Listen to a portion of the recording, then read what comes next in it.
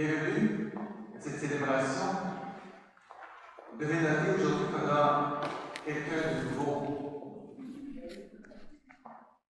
Moi, j'ai le grand plaisir de vous annoncer aussi que le Père Dominique de Roussès est nommé par l'ancien archevêque à temps partiel vicaire dans Notre-Dame de Foix.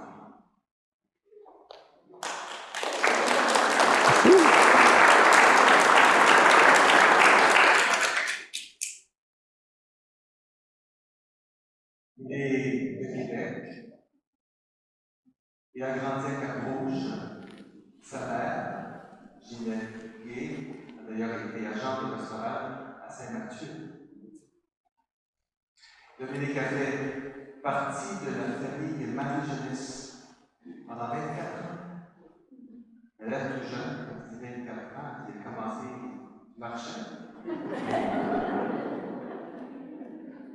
Une communauté nouvelle, missionnaire, spécialement auprès des jeunes. Depuis 2018, il œuvre dans le diocèse de Québec, en attente de son incardination à Québec. Il était vicaire de la paroisse Sainte-Famille de Beauce avant d'être nommé cette année à la pastorale jeunesse à mi-temps dans le diocèse, dans notre diocèse, et ici, d'autres mi-temps à Notre-Dame de Foix. Alors, tu es bienvenu. Merci. Merci beaucoup. Bonne célébration. Au nom du Père et du Fils et du Saint-Esprit, la grâce de Jésus notre Seigneur, l'amour de Dieu le Père et la communion de l'Esprit Saint soient toujours avec vous. Ça va bien? Oui. Très heureux de me retrouver parmi vous. J'étais en Beauce là, de 2018 jusqu'à tout récemment. Et donc, je viens de Cap-Rouge, c'est pas très loin d'ici. Et quand j'étais en Beauce, j'avais dit aux gens de la Beauce, voilà, j'ai bien des qualités, mais je suis pas beauceron. Alors, vous allez devoir me baptiser. Alors, me baptiser beauceron. Alors, ça s'est jamais fait, mais quand même, je pensais qu'ils allaient me baptiser dans le sirop d'érable pour faire de moi un beauceron. Finalement, ça n'a pas marché. Ils m'ont renvoyé à Québec. Alors, je suis très heureux d'être avec vous pour cheminer. Pour combien de temps, je ne le sais pas. Donc, j'ai été nommé à 2 jours semaine, là, donc à temps partiel, dans la belle paroisse Notre-Dame de Foix, là où ma mère a... Je ne sais pas, levez donc la main, ceux qui l'ont connue, Ginette Gay. Voilà, quelques-uns quand même. Voilà. Alors, je suis heureux de savoir qu'elle m'a ouvert la route. On va se mettre ensemble à la recherche du Seigneur dans ce temps de COVID. Quel temps étrange hein, que nous vivons, qui est des temps aussi qui nous insécurent, et pourtant, le Seigneur est avec nous, peu importe les situations. Et j'ai toujours remarqué que moi, je termine jamais l'Eucharistie comme je l'ai commencé. J'arrive d'une telle manière, puis je repars toujours différemment. Alors peut-être, comment est-ce qu'on arrive à l'Eucharistie aujourd'hui? Avec quelle préoccupation? Quel souci? Qu'est-ce qu'on veut donner au Seigneur? Prenons juste un moment de silence pour se placer en sa présence.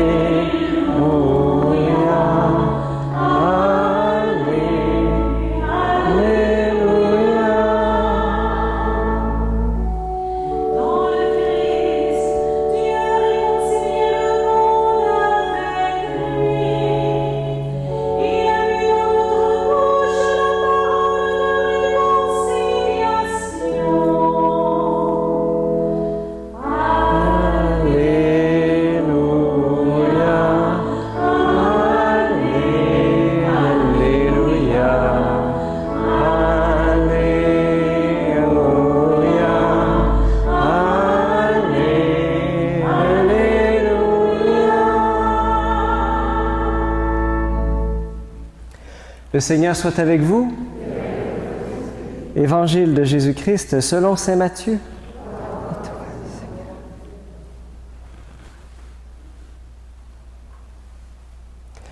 En ces temps-là, Jésus disait à ses disciples, « Si ton frère a commis un péché contre toi, va lui faire des reproches, cela seul. S'il t'écoute, tu as gagné ton frère. S'il ne t'écoute pas, prends en plus avec toi 1 ou 2 personnes, afin que toute l'affaire soit réglée sur la parole de 2 ou 3 témoins. S'il refuse de les écouter, dis-le à l'assemblée de l'Église. S'il refuse encore d'écouter, l'Église considère-le comme un païen et un publicain. Amen, je vous le dis, tout ce que vous aurez lié sur la terre sera lié dans le ciel, et tout ce que vous aurez délié sur la terre sera délié dans le ciel. Et pareillement, amen, je vous le dis, si 2 d'entre vous sur la terre se mettent d'accord pour demander quoi que ce soit, ils l'obtiendront de mon Père qui est aux cieux. En effet, quand 2 ou 3 sont réunis en mon nom, je suis là au milieu d'eux. Acclamons la parole de Dieu.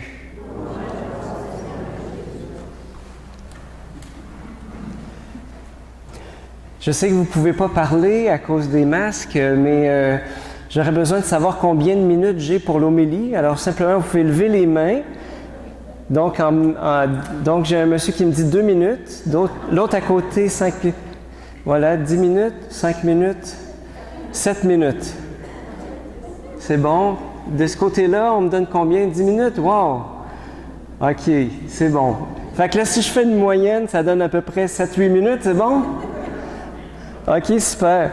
Bien, écoutez, si on veut mettre en pratique l'Évangile, parce que si on est ici, c'est pour mettre en pratique l'Évangile, on est tous des disciples de Jésus, on l'a tous rencontré. Et moi, s'il y a quelque chose qui me coûte, c'est de dire à quelqu'un ce qui doit changer. Il y en a pour qui, là, ça part de même. Là. C'est comme... trouver les défauts des autres puis leur dire, il y en a qui ont le talent de faire ça. Moi, ça me coûte. 1000 fois, là, je préférerais 1000 fois plus le dire les beautés ou bien faire des cadeaux. Il me semble qu'aimer, là, c'est faire des cadeaux, c'est de rendre service, etc. Mais dire à quelqu'un qui doit changer quelque chose, ça me coûte. Puis tu sais, quelqu'un qui...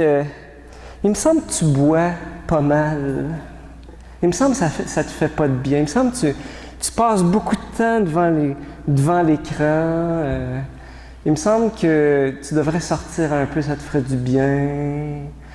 Il me semble que, tu sais, ces choses-là, là, tu sais, c'est évident. Puis d'avoir à dire des affaires de même, moi, ça me coûte.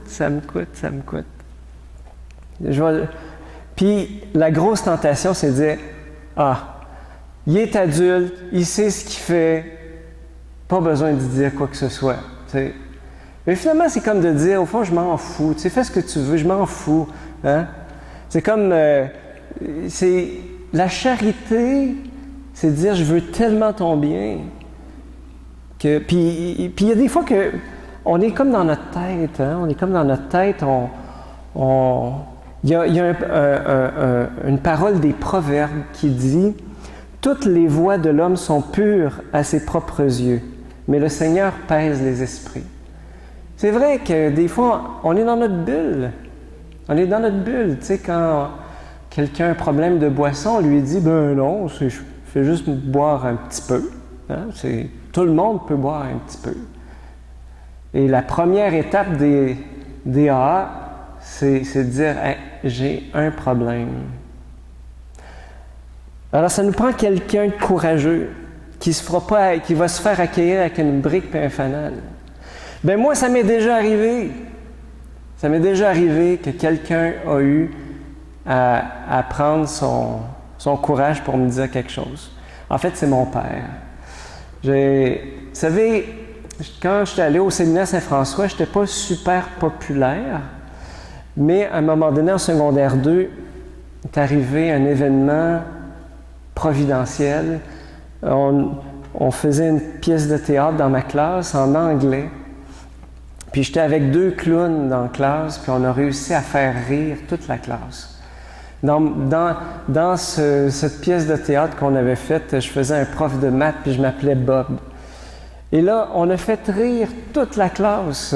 Puis là, après la pièce de théâtre, après la classe, les gens n'arrêtaient pas de m'appeler Bob.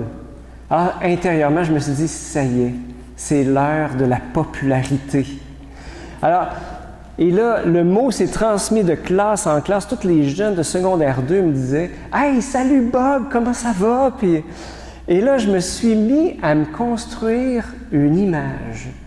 Dans les parties, on m'invitait, j'apportais la musique. Là, c'était dans les années 90. J'avais mes bretelles fluo, mes chemises en soie. C'était vraiment cool. Et comme ça, d'année en année, les gens, à un moment donné, les jeunes que je connaissais finissaient par oublier mon vrai nom, Dominique. Ils m'appelaient Bob. Puis quand on appelait chez nous, on disait « Allô, est-ce que je peux parler à Bob? » Alors ma mère a dit « Oui, ce sera pas long. » Mon père, à un moment donné, commençait à trouver ça trop. Tu sais, il disait il me semble que je l'ai fait baptiser Dominique. Tu sais, comme ça, les jeunes l'appellent Bob. Mais moi, intérieurement, j'étais comme attaché à ça parce que c'était ma personnalité. Tu sais, parce que c'était mon personnage, finalement. Et quelque part, je n'avais pas vu que j'étais pas dans la vérité.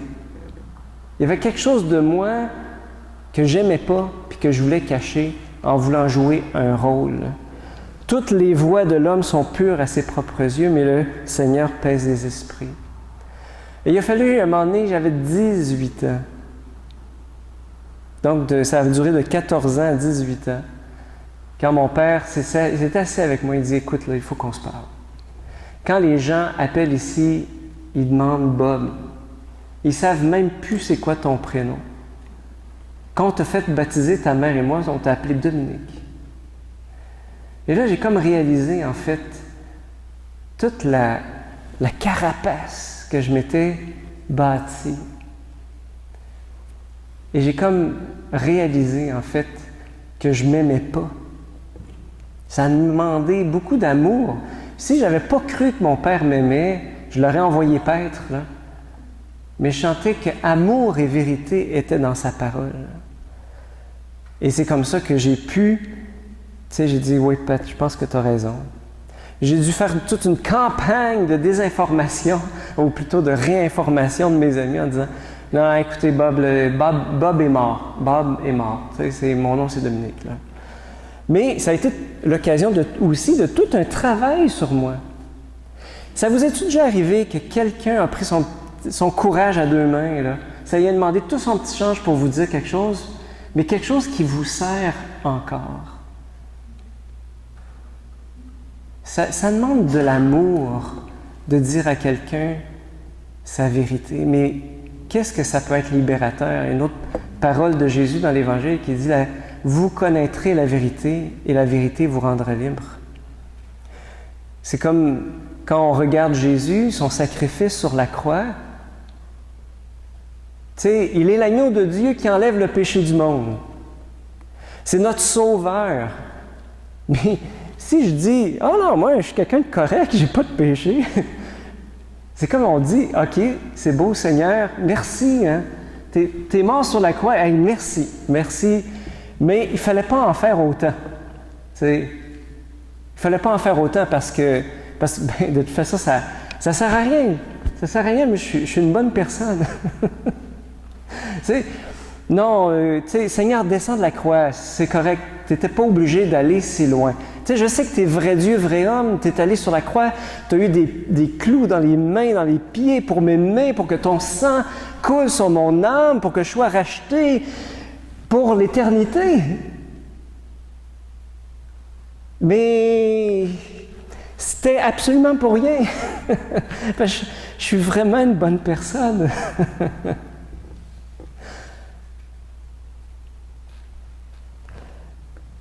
Et pourtant, Jésus, la manière dont il nous touche, c'est si doux que ça nous donne le goût de changer. Parce qu'en fait, il y a juste l'amour qui nous donne le goût de changer. Ce n'est pas les grandes injonctions d'un prêtre qui est en avant puis qui dit « Convertissez-vous ». Ça donne à rien, ça. Je le sais. Je le sais. Il y a seulement l'amour qui se met à genoux devant nous pour nous laver les pieds et qui nous donne le goût de changer. De réaliser que notre Dieu s'est fait si petit pour venir nous rejoindre là où on est le plus blessé, pour venir toucher notre cœur. C'est ça qui nous donne le goût de changer. En accueillant aujourd'hui l'amour de Jésus, demandons-lui la grâce de la conversion. Parce que la conversion, c'est rien de moins que de donner la meilleure version de nous-mêmes. De donner le meilleur de nous-mêmes. Puis au fond, c'est ce qu'on veut tous, je crois. Puis c'est surtout la volonté de Dieu sur nous. Amen.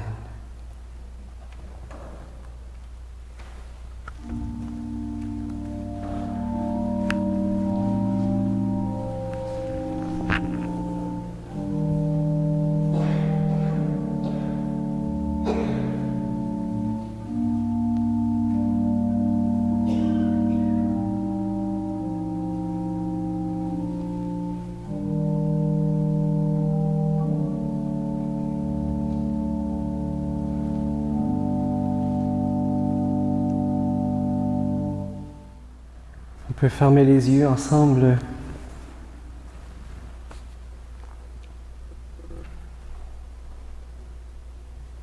Seigneur, dans la foi, tu es là, tu es présent. Ce que nous vivons en ce moment n'est pas le fruit de notre imagination,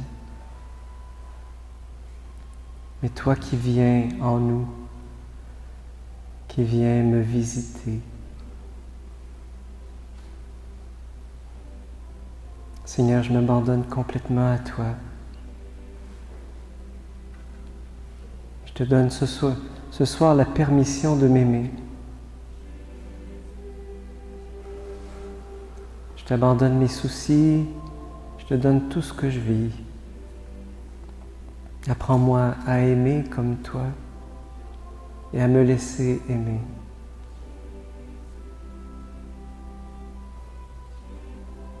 Seigneur, que cette Eucharistie ce soir ne soit pas juste un rite,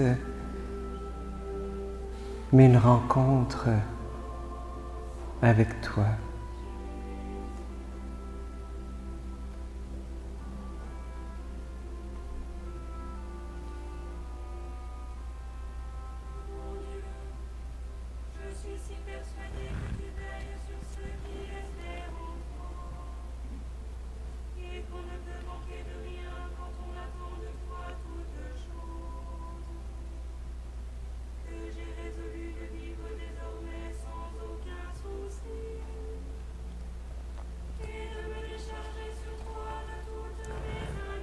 Ensemble, levons-nous pour une dernière prière.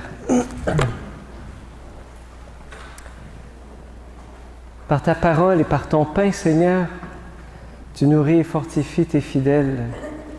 Accorde-nous de si bien profiter de ces dons que nous soyons associés pour toujours à la vie de ton Fils, lui qui règne avec toi et le Saint-Esprit, maintenant et pour les siècles des siècles.